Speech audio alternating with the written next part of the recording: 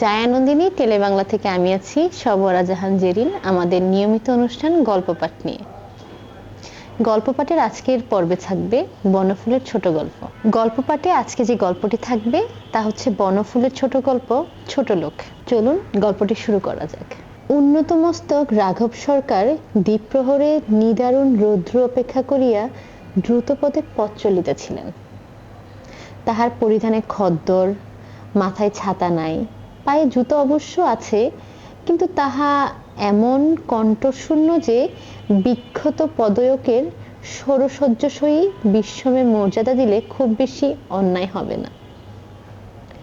উন্নত মস্তক রাঘব সরকারের কিছু ভ্রুক্ষেপ নাই, তাই দ্রুত পদে চলিয়াছেন।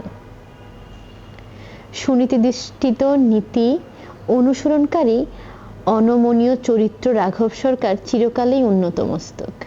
তিনি কখনো কাহারও অনুগ্রহের প্রত্যাশী নহেন, কাহারও স্বর্ণারূপ হইয়া থাকে না, যথাসাধ্য উপকার করেন, পারতপক্ষে কাহারও দ্বারা উপত্যক্ষ হন না। সক্রিয় মস্তক সর্বদা উন্নত রাখাই তাহার জীবনের সাধনা।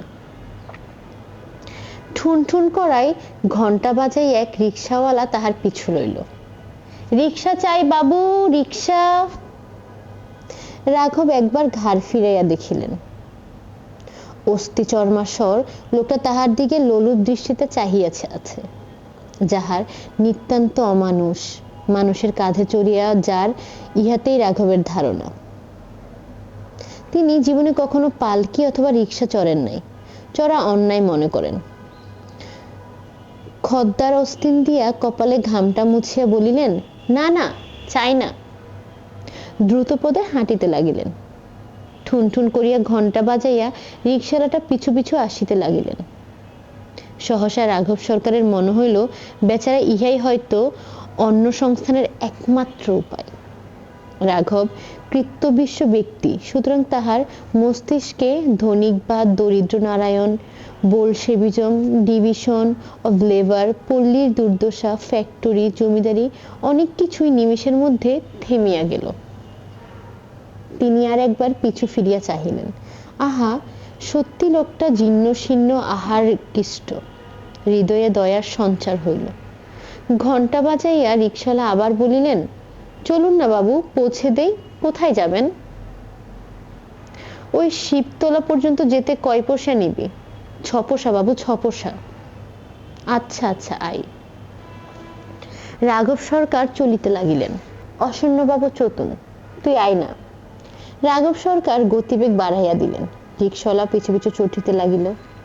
মাঝে মাঝে কেবল নিম্ন লিখিতরূপ বাক্য বিনিময় হইতেছে। অস্থুন বাবু, চলতুন, আয় না।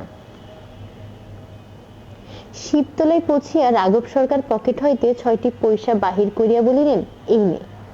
আপনি চললেন কই? আমি রিকশা চড়ি না। কেন বাবু? রিকশা চড়া পাপ।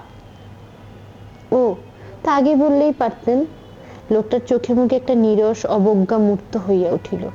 সে ঘাম মুছিয়ে আবার চলিতে শুরু করিয়া দিল। পয়সাটা নিয়ে যা, আমি কারো কাছে থেকে ভিক্ষে নেই না। ঠুন ঠুন করিয়া ঘণ্টা বাজিতে বাজিতে সে পথের বাঁকে অদৃশ্য হইয়া গেল। শুনছিলেন বনফুলের ছোট গল্প ছোট লোক। আসলে আমাদের সমাজে আমরা নিম্ন শ্রেণীর যে মানুষজন থাকে, আমরা ভাবি যে তাদের সম্মান খুব হয়তো নেই, তারা হয়তো আত্মসম্মান বুঝে না, কিন্তু আসলে পরতপক্ষে তাদেরও সম্মান থাকে। তারাও নিজের আত্মসম্মানটাকে মর্যাদা দিতে পারে।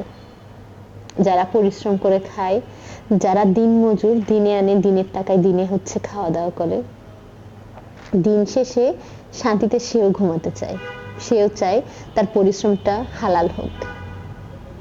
আমরা আমাদের আশেপাশে যারা আছেন তাদেরকে একটু সম্মান করার চেষ্টা করব। তাতে আমাদের সম্মান কোথাও কমবে না, বইকি আমাদের সম্মানটাও বাড়বে। আপনাদের সাথে আবার দেখা হবে জায়ানন্দিনী টেলিবাংলার গল্প পাঠে। ততক্ষণ ভালো থাকবেন, জায়ানন্দিনী টেলিবাংলার সঙ্গে থাকবেন।